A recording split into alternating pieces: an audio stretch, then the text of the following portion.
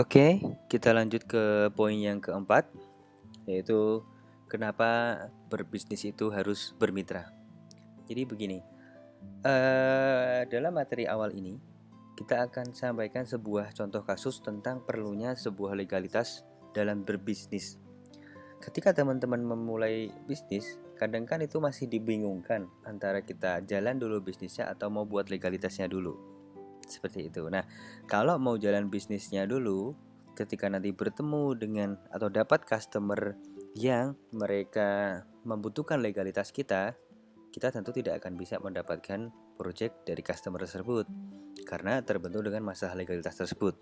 Nah, untuk kasus seperti ini, pentingnya kita bermitra adalah ketika teman-teman contohnya mendapatkan project tour di sebuah instansi dan teman-teman mengajukan penawaran, kemudian instansi tersebut meminta untuk legalitas teman-teman atau bisnisnya teman-teman, maka teman-teman bisa memakai legalitasnya dari PT Mahmudi Fukumoto Indonesia. Kenapa semudah itu gitu kan ya? Ya mudah, karena teman-teman sudah bermitra dengan kita. Tentu akan ada rules dan aturan tertentu terkait hal tersebut. Nah, dengan cara seperti itu, project-project dengan nilai berapapun, dengan siapapun customernya, teman-teman akan bisa mengeksekusi project tersebut tanpa perlu memikirkan soal legalitasnya. Karena apa? Sudah kita backup semuanya. Karena kalau kita dapat project di sebuah instansi, tentu mereka menginginkan pembayarannya itu akan ditransfer ke rekening perusahaan.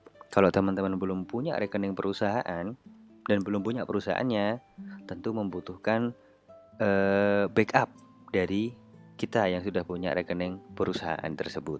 Kayak gitu. Itu untuk sampel legalitas sebuah project bisnis. Kemudian untuk perhitungannya, contoh kasusnya seperti ini. Kenapa ada skema profit 50-50 dan 25-75? Jadi misalkan untuk bisnis tour ini ketika teman-teman nanti mendapatkan sebuah project gitu kan, mendapatkan customer, misalkan Pemprov Jawa Tengah kunjungan ke Jepang nanti dihandle oleh teman-teman, yang dapat projectnya adalah teman-teman, dan kami tim Kehin ini akan menghandle di Jepangnya. Untuk laba per orangnya dari satu project tersebut adalah misalkan 10 juta dengan hanya 6 orang peserta. Artinya laba yang didapatkan adalah totalnya 60 juta.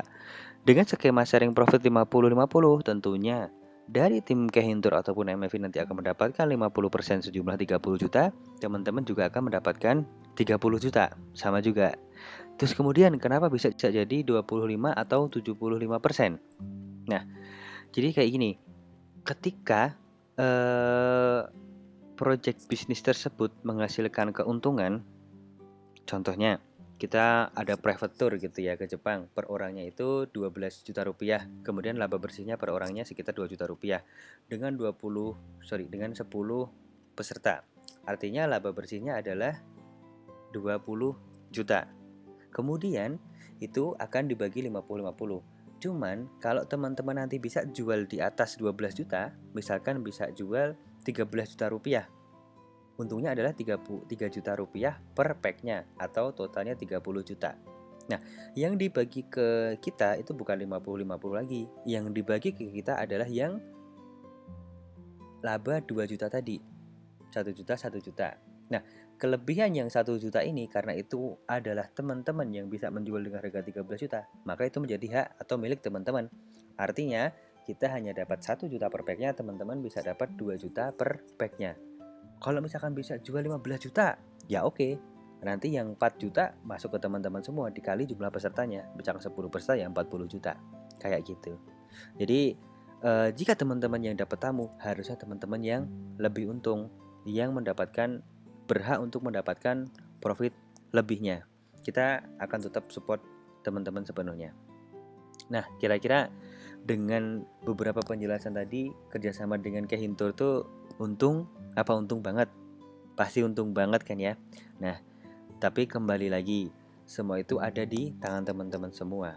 Ya, ibaratnya kalau nggak kerja, kalau nggak jualan gitu kan ya nggak mungkin dapat duit kan ya. Nah, hasilnya bagaimana? Kemudian hasilnya berapa, itu semua kembali kepada teman-teman semua. Tapi kita akan tetap